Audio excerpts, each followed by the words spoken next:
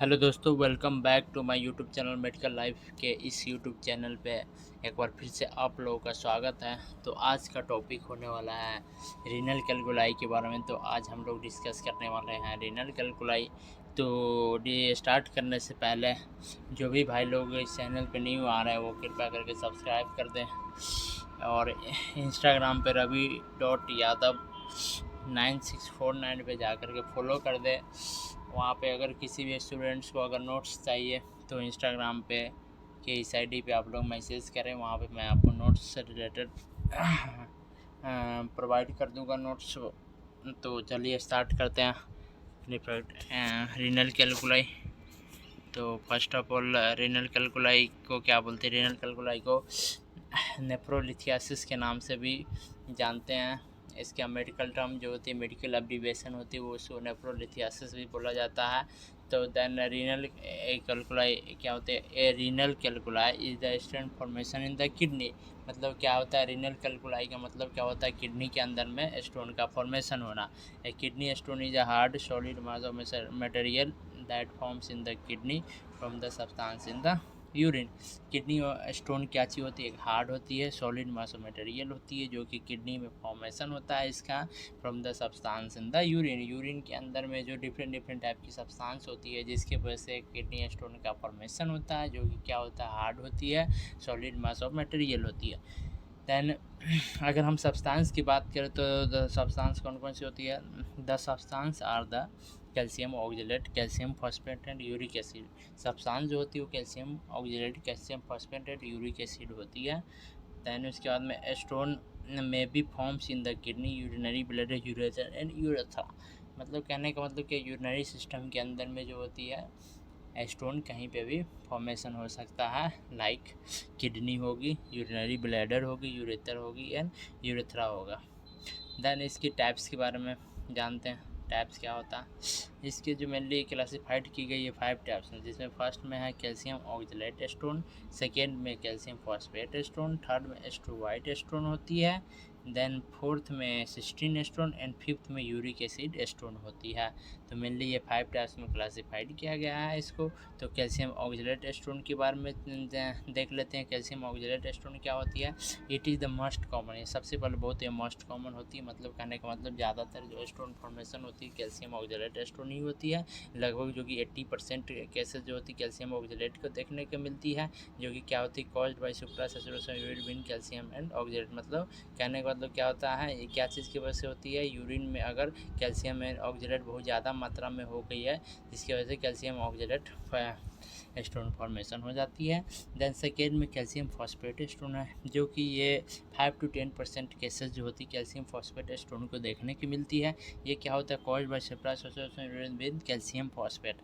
मतलब कहने का मतलब क्या, इसमें जो होता है कैल्शियम एंड फॉस्फेट जो होता है ज़्यादा मात्रा में पाई जाती है, जिसकी वजह से इसका नाम कैल्शियम फॉस्फेट स्टोन बोला जाता है। देन एस्ट्रोबाइट स्टोन की मैं बात करता हूँ। एस्ट्रोबाइट स्टोन क्या होता है? Caused by urea splitting bacteria like Proteus, Pseudomonas, Klebsiella, स्टिफाइलोकोकाई।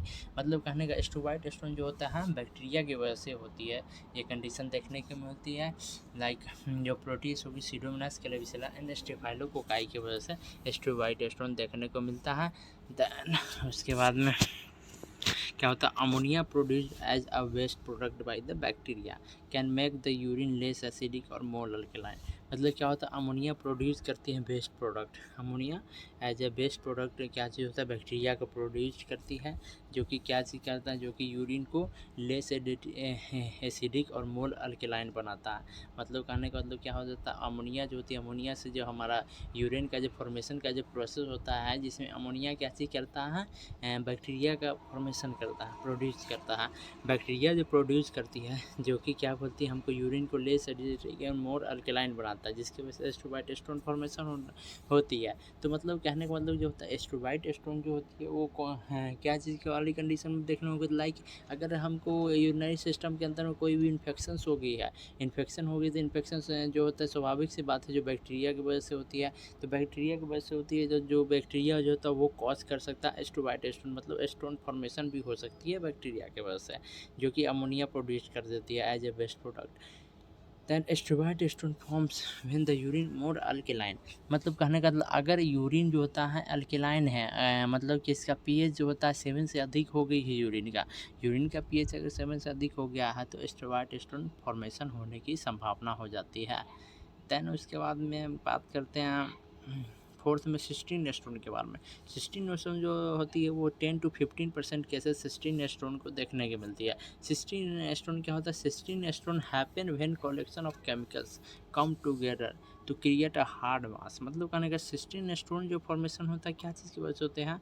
Chemicals की वजह से होते हैं। बहुत सारा केमिकल्स जो होती है अगर यूरिनरी सिस्टम में एक जगह इकट्ठा हो गई, जो कि एक दूसरे के साथ मिल जाती है, जिसकी वजह से हार्ड मास बना जाता है कहीं पे भी, मतलब हार्ड मास बना जाता है, जो कि बाद में आगे चल कर के सिस्टीन स्टोन के रूप में चेंज हो जाती है।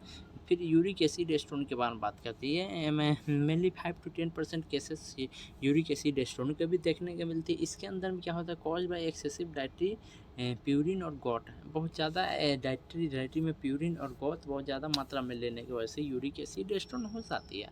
देन इसका एटियोलॉजी की मैं बात करता हूँ। एटियोलॉजी में क्या होता है? एग्जैक्ट कॉज इसके अननोन। इसका जो होता है एग्जैक्ट कॉज इसका अननोन अभी भी बताया गया, बट सम रिस्क फैक्टर्स जो होता है जिसकी वजह से स्टोन फॉर्मेशन हो जाती है। तो रिस्क फैक्टर्स की मैं बात करता हूँ तो सबसे बड़ा हेरेडिटरी होती है, हेरेडिटरी हो जाती है।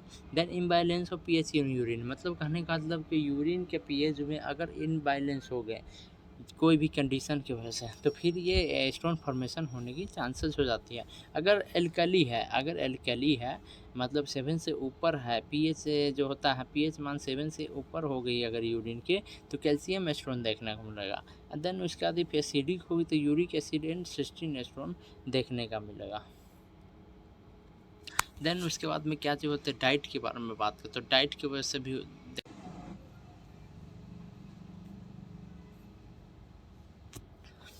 तो रिस्क फैक्टर्स के अंदर बात कर रहे थे डाइट के बारे में। डाइट की वजह से होती है अगर diet high in animal protein, अगर एनिमल प्रोटीन बहुत ज़्यादा मात्रा में ले रहे हैं, साल्ट एंड सुक्रोज अगर ये बहुत ज़्यादा मात्रा में ले रहे हैं, तो मेरे क्या चीज़ बोलता है? हमें increase urinary calcium excretion.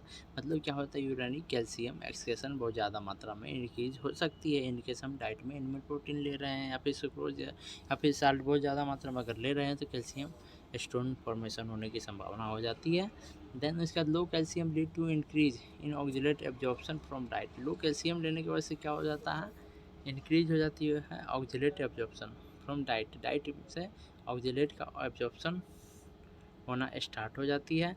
There for high oxalate excretion, जिसकी वजह से क्या होता है? ऑक्जेलेट बहुत ज़्यादा मात्रा में एक्सक्रेट होने लगती है।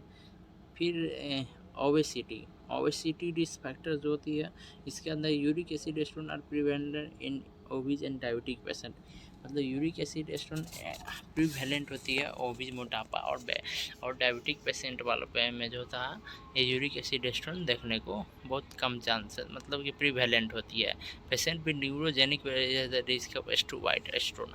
मतलब वैसे पेशेंट जो न्यूरोजेनिक ब्लैडर है। न्यूरोजेनिक ब्लैडर क्या होता है? न्यूरोजेनिक ब्लैडर के अंदर में मतलब कि हमारे यूरिनरी सिस्टम के अंदर में जो नर्वस सिस्टम से जो कनेक्ट रहती हैं वो नर्व, इसके अंदर में अगर कोई भी डिफ़िकल्टी है, उसके अंदर में कोई प्रॉब्लम आ रहे हैं जे हैं, या फिर ब्लैडर सॉरी यूरिनरी सिस्टम नहीं ब्लैडर के अंदर जो नर्व जो गई रहती है, जो कॉन्टैक्ट रहता है, जो वहाँ से जो सेंसरी कमांड ले करके जाता है और लाने का जो काम करता है, तो अगर उसमें कोई भी डिफ़िकल्टी आ गई, कोई भी खराबी आ गई, तो जिसके वजह से भी क्या जी कहते हैं ये रीनल स्टोन वाला कंडीशन देखने को मिलता है, जिसमें स्पेशली वाइट स्टोन डेवलप हो जाती है।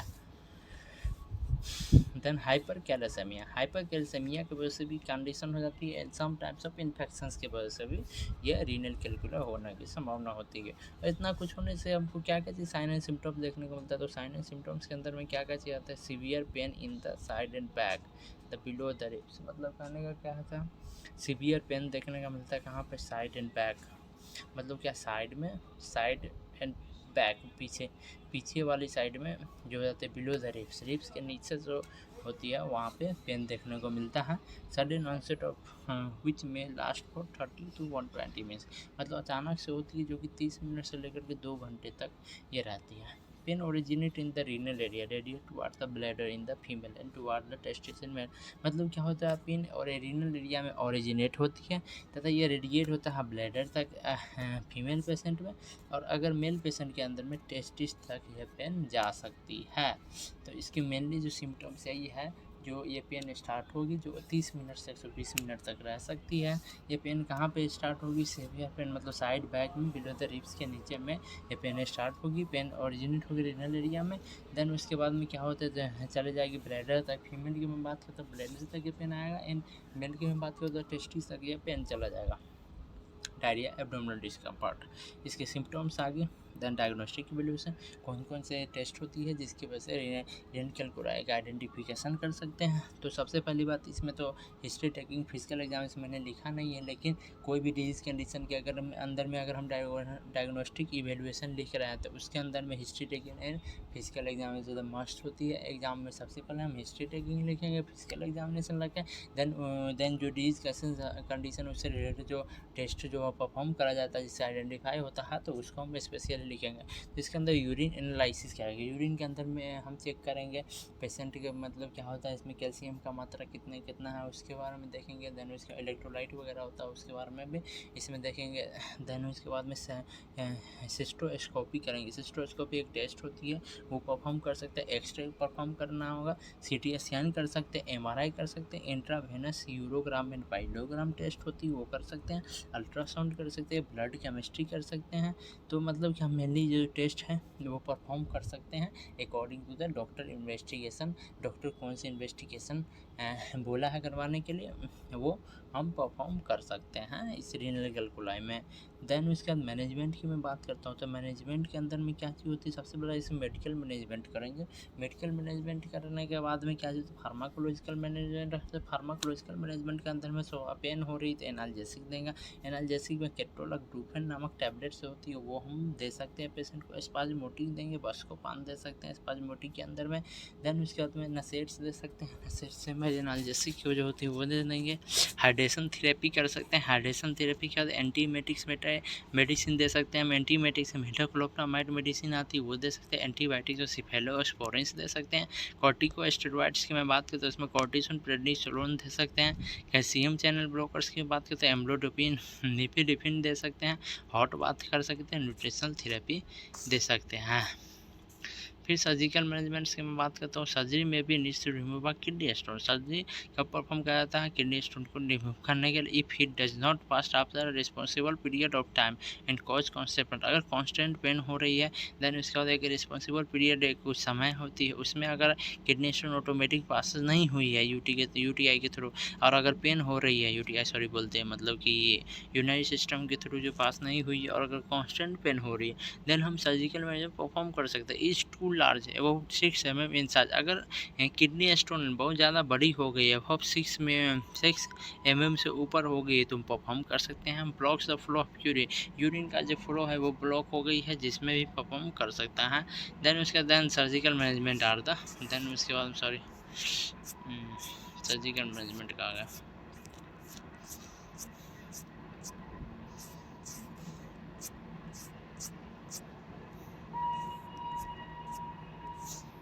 देन सर्जिकल मैनेजमेंट परफॉर्म कर सकते हैं। Surgery may be need to remove kidney stone मतलब क्या होता है, कब परफॉर्म करने का होता है मतलब सर्जिकल मैनेजमेंट कब परफॉर्म कर सकते हैं, अगर एक रिस्पॉन्सिबल पीरियड ऑफ टाइम के बाद में अगर किडनी मतलब क्या होता है यूरिन के थ्रू में ऑटोमेटिक स्टोन पास आउट नहीं हुई है और पेन हो रही है उसमें, अगर किडनी स्टोन का लार्ज हो गई 6 mm से बड़ा हो गया, फ्लो ऑफ यूरिन जो था ब्लॉक हो गई है जिसके में सर्जिकल मैनेजमेंट परफॉर्म कर सकते हैं। देन सर्जिकल मैनेजमेंट की मैं बात करता हूँ, इसके अंदर में सबसे पहला फर्स्ट सर्जिकल मैनेजमेंट नेफ्रोलिथोटमी होती है। नेफ्रोलिथोटमी को जाती है in this procedure the surgeon makes a incision in the back. ये जो नेफ्रोलिथोटमी के अंदर में क्या होता है, सबसे पहले सर्जन क्या होता है एक इंसिजन मतलब करता पीछे पे कट लगाता है बैक में, पर बैक वाली साइड में, and percutaneous nephrolithotomy needle is pass into the pelvis. वहाँ से क्या करता है परक्यूटेनियस नेफ्रोलिथोटमी नामक एक नीडल होती है जो कि पेल्विस एरिया तक उसको पास आउट करता है। देन उसके बाद में किडनी की तरह थ्रू द फ्लोरोस्कोपी, देन उसके बाद में किडनी मतलब फ्लोरोस्कोपी के थ्रू करें रहेगा। मतलब कहने का तो नेफ्रोलेक्टोमी क्या सर्जिकल मैनेजमेंट होती है। सर्जिकल मैनेजमेंट के अंदर में क्या चीज़ करता है, सर्जन एक पीछे मतलब बैक साइड में कट लगाती है। कट लगाने का तो उसके अंदर परक्यूटेनियस नेफ्रोलेक्टोमी नामक नीडल होती है, जो कि क्या होती है किडनी के पेल्विस क्या में पास आउट करता है थ्रू द फ्लोरोस्कोपी के थ्रू में उसको पास आउट किया जाता है। देन वहाँ से स्टोन को रिमूव किया जाता है using a nephroscope. The surgeon locates and remove the stone. इसके अंदर क्या नेफ्रोस्कोप का यूज करता है तथा सर्जन उसको लोकेट करता है, स्टोन के रिमूव कर देती है, स्टोन रिमूव करती है। क्या है for large size stone some type of energy probe. अगर स्टोन बहुत ज़्यादा मतलब कि साइज में बड़ी हो गई है तो कुछ energy probe that is the ultrasonic और electro hydraulic may be needed to break the stone into the small pieces. उसके अंदर में क्या चीज़ कहता है एनर्जी प्रोब नामक क्या जो अल्ट्रासोनिक और इलेक्ट्रो हाइड्रोलिक जो होती है उसकी आवश्यकता पड़ती है, जो क्या चीज़ कहता है किडनी स्टोन के स्मॉल पीसेस के अंदर में पीसेस के अंदर में क्या चीज़ कहते हैं ब्रेक करके चेंज कर देती है।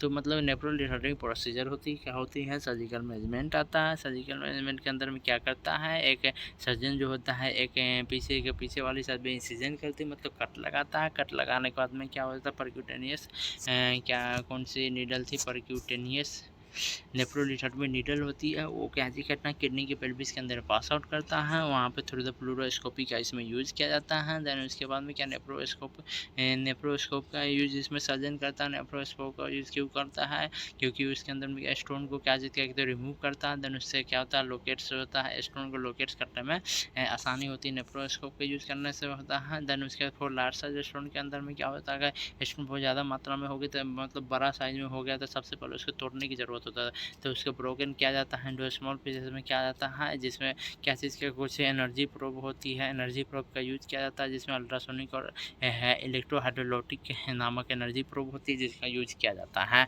देन सेकेंड सर्जिकल मैनेजमेंट की मैं बात करता हूँ तो इसके अंदर क्या extra corporeal shock wave lithotripsy आती है। Extra corporeal shock wave lithotripsy एक सर्जिकल मैनेजमेंट के अंदर में सर्जिकल प्रोसीजर होती है। इसके अंदर क्या होता है extra corporeal shock wave lithotripsy एक प्रोसीजर हो जाता है। Is a procedure the breakup stone inside the urinary tract bile duct pancreatic duct with a series of shock waves generated by a machine called lithotripter। Extra corporeal shock wave lithotripsy के अंदर में एक lithotripter नामक machine आती है जो कि क्या चीज़ करती है एक किडनी स्टोन को क्या चीज़ करती है इनसाइड अंदर में यूरिनरी ट्रैक्ट के अंदर में ही उसको क्या करते हैं सबसे पहले क्या ब्रोकन कर देती है। उसके अंदर में क्या चीज़ होती है उसको तोड़ देता है। तोड़ने के बाद में मतलब छोटा छोटा कर देती है। देन उसके छोटा छोटा करने के बाद में क्या करता है आगे देखते हैं चलिए। ESW मतलब extra corporeal shock wave lithotripsy works by focusing intense sound waves. इसके अंदर क्या साउंड वेव का यूज़ किया जाता है आउटसाइड में बॉडी के बाहर से ऑन द स्टोन के ऊपर में। The sound wave travel through the skin and body tissue and cause the stone to shatter while minimizing the effect of surrounding tissue। मतलब एक्स्ट्रा कॉर्पोरियल शॉक वेव के अंदर में साउंड वेव का use किया जाता है जो कि क्या होता है बॉडी के आउटसाइड से दिया जाता है। आउटसाइड से इसको साउंड वेव का परफॉर्म किया जाता है जिसकी वजह से क्या होता है साउंड वेव क्या होता है ट्रेवल होती है स्किन के थ्रू में एंड बॉडी टिश्यू के थ्रू में क्या चीज़ करती है ट्रेवल करके स्टोन को क्या चीज़ होता है छोटे छोटे भागों में तोड़ देता है तथा इसमें जो हो जाता है कोई भी अदर टिश्यू के अंदर में कोई भी इफेक्ट देखने को नहीं मिलती है। हाँ तो मतलब क्या होता है extra corporeal shock wave lithotripsy के अंदर में क्या होती इसके अंदर मैं शॉर्ट फॉर्म में बताऊँ तो एक प्रोसीजर होती है एक सर्जिकल प्रोसीजर होती है जिसके अंदर में क्या चीज़ क्या था लिथोट्रिप्टर नामक एक मशीन होती है जो कि शॉक वेव से होता है उसको जनरेट करता है। जनरेट करने के बाद यूरिनरी के अंदर में ही क्या करता है स्टोन को तोड़ देता है। उसके बाद में क्या चीज़ कहता है यूरिनरी के थ्रू में बाय द यूरिन के साथ क्या चीज़ कहता है पास आउट हो जाती है। देन इसके अंदर में क्या होता है इसके अंदर में क्या होता है साउंड वेव का यूज़ किया जाता है। साउंड वेव क्या होता है बॉडी के आउटसाइड से साउंड वेव यूज़ करता है तथा साउंड वेव से ट्रेवल करता है स्किन के थ्रू स्किन टिश्यू के थ्रू ट्रेवल करके वो किडनी के पास जाता है वहाँ पे स्मॉल पीसेस को तोड़ देता है तथा उसके बाद में अदर टिश्यू के अंदर में कोई भी अफेक्ट नहीं मिलता है। थर्ड में भी था। तीसरा सर्जिकल मैनेजमेंट की बात करो तो इसमें यूरेथ्रोस्कोपी करा जाता है। यूरेथ्रोस्कोपी एक procedure is a procedure to address kidney stone and involve the passes of a small telescope called urethroskop through the urethra and bladder and of the urethra is the point where the stone। तो दोस्तों मैं यूरेथ्रोस्कोपी की बात करता हूँ। तो यूरेथ्रोस्कोपी एक प्रकार का प्रोसीजर होती है। इसके अंदर में क्या होता है, थ्रू द यूरेटर या यूरेटर के थ्रू क्या करता है, किडनी या स्टोन का पता लगाया जाता है। पता लगाने का लोकेट किया जाता है। लोकेट करने के बाद विजुलाइज करके उसको रिमूव कर दिया जाता है। इसके अंदर में क्या हो जाता है, स्मॉल टेलीस्कोप होते हैं जिसको यूरेथ्रोस्कोप बोलते हैं, उसका भी यूज़ किया जाता है, जो कि पास करा जाता है अंदर में, तथा through the urethra blood of the ureter to the point where the stone locate. वहाँ पे जाता, मतलब क्या, जहाँ पे स्टोन होती है वहाँ पे जाने के बाद में रिमूव कर देती है। देन अब न्यूट्रिशनल थेरेपी सर्जिकल मैनेजमेंट हो, ख़त्म होने के बाद में मेडिकल मैनेजमेंट होगी, फार्माकोलॉजिकल मैनेजमेंट, सर्जिकल मैनेजमेंट होगी। अब मैं चौथा में बात करता हूँ न्यूट्रिशन थेरेपी के बाद में करता हूँ। न्यूट्रिशनल मैनेजमेंट के अंदर में कौन कौन सी, अब न्यूट्रिशन में क्या क्या चीज़ हम पेशेंट को रिकमेंड कर सकते हैं ड्यूरिंग द रीनल कैल्कुलाई, ये मतलब क्या, रीनल कैल्कुलाई के दौरान में, किडनी स्टोन के दौरान में हम कौन कौन सी न्यूट्रिशन रिकमेंड कर सकते हैं खाने के लिए पेशेंट को। तो सबसे पहले बात करते हैं न्यूट्रिशन थेरेपी का। Nutritional therapy are depend on the which type of stone. सबसे पहले बात, न्यूट्रिशनल थेरेपी डिपेंड करती है कौन से टाइप्स का स्टोन है। If a patient heavy calcium stone, अगर कैल्शियम स्टोन है तो लो कैल्शियम डाइट देंगे, अप्रोक्स 400 mg पर डे देंगे। Recommend for those which plus calcium urine who are not at the risk for bone loss. मतलब कहने का मतलब क्या हो जाता है, न्यूट्रिशनल थेरेपी में मैं बात करता हूँ, अगर पेशेंट कैल्शियम स्टोन से सफ़र कर रहे हैं तो इसमें हम लो कैल्शियम डाइट देंगे। देन उसके बाद में वो मतलब लो कैल्शियम डाइट मतलब approx 400 mg per day patient को हम रिकमेंड कर सकते हैं खाने के लिए। देन उसके बाद में if stone is calcium phosphate source of phosphate means legumes nuts are control. अगर पेशेंट जो होता है कैल्शियम फॉस्फेट है, मतलब कहने का पेशेंट बोलते हैं रीनल कैल्कुलाई, अगर पेशेंट का जो किडनी स्टोन है वो क्या चीज़ बोलते हैं, कैल्शियम फॉस्फेट है, तो इसके अंदर में सोर्स ऑफ फॉस्फेट जैसे मीट लेजियम्स एंड नट्स होता है उसको कंट्रोल किया जाता है, उसको बोलेंगे कम खाने के लिए। Then fluid intake increase, fluid intake जो होता है उसको इंक्रीज़ कर देंगे। देन उसका सोडियम इंटेक डिक्रीज़ करेंगे। सोडियम इंटेक जो होता है लेना उसको कम कर दे। फ्लूड इंटेक इंक्रीज़ कर देंगे, सोडियम इंटेक डिक्रीज़ करेंगे। Fibre foods high in fighters increase है तो फाइबर फूड्स को हाई कर देंगे। पेशेंट है uric acid low purine diet, अगर पेशेंट यूरिक एसिड तो लो प्यूरिन डाइट देंगे। देन उसके बाद अवॉइड करना है कौन कौन सी, organ meats, alcohol, anchovies, sardines, yeast, legumes, mushroom, spinach, जो जितने भी हैं न्यूट्रिशंस है उसको क्या करना है, अवॉइड करना है। ई पेशेंट अभी सिस्टिंग स्टोन, लो मेथियोनिन डाइट, अगर पेशेंट सिस्टिंग है तो लो मेथियोनिन डाइट ले सकते हैं।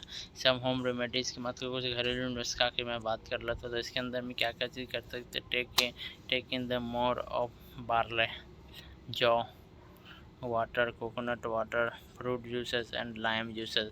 पेशेंट को हम बोल सकते हैं जौ खाने के लिए जौ खा सकता है। देन उसके बाद कोकोनट वाटर हो गया, fruit juices and lime juice patient आराम से पी सकता है। Juice of watermelon should be taken daily for 15 to 20 days since it is rich in potassium salts and is one of the safest and best diuretic। मतलब कहने का तो water melon का जो जूस होता है वो पेशेंट को बोल सकते हैं ज़्यादा मात्रा में लेने के लिए फॉर द 15 to 20 days के लिए, because of the potassium salt होता है इसमें रिच होती, मतलब बहुत ज़्यादा मात्रा में प्रेजेंट रहती है। तथा उसके बाद में ये बेस्ट डायूरेटिक्स होती है। रेगुलर इंटेक ऑफ सेलरी का रेगुलर इंटेक कर सकते हैं। लाइक अजवाइन का पत्ता, अजवाइन का useful specially in cases through the prone to stone formation prevalent further some formation. अजवाइन का पत्ता हम पेशेंट को रिकमेंड कर सकते हैं यूज़ करने के लिए। देन क्या होता है जूस ऑफ फिग फ्रूट और decoctions made out of fig अंजीर help to dissolve the stone को डिजॉल्व करने में अंजीर जो होता है स्पेशली रोल परफॉर्म करता है। मतलब कहने का मतलब क्या होता है, अंजीर पेशेंट को बोल सकते हैं खाने के लिए। Then juice of fig fruit का जो जूस होती है वो भी पेशेंट को बोल सकते हैं लेने के लिए। तो चलिए इसी के साथ में रीनल कैलकुलाई टॉपिक जो होती है आज ख़त्म हो गई हैं। तो ख़त्म हो गए तो चलिए मिलते हैं अब नेक्स्ट वीडियो में कुछ नए टॉपिक के साथ में। तो जो भी भाई लोग आ रहे हैं इस चैनल पे वीडियो देख रहे हैं वो कृपया करके पूरा देख करके जाए। और इससे रिलेटेड नोट्स किसी भी भाइयों को अगर चाहिए तो मैंने पहले भी बोल दिया है, मेरा इंस्टाग्राम आईडी है जो कि मतलब मेंशन है हर पेज के अंदर में मेंशन हुई कि ravi.yadav 9649 का है। देन उसके बाद में आप इंस्टा पे मुझे कांटेक्ट कर सकते हैं। तो चलिए धन्यवाद, हैव ए नाइस डे, मिलते हैं फिर।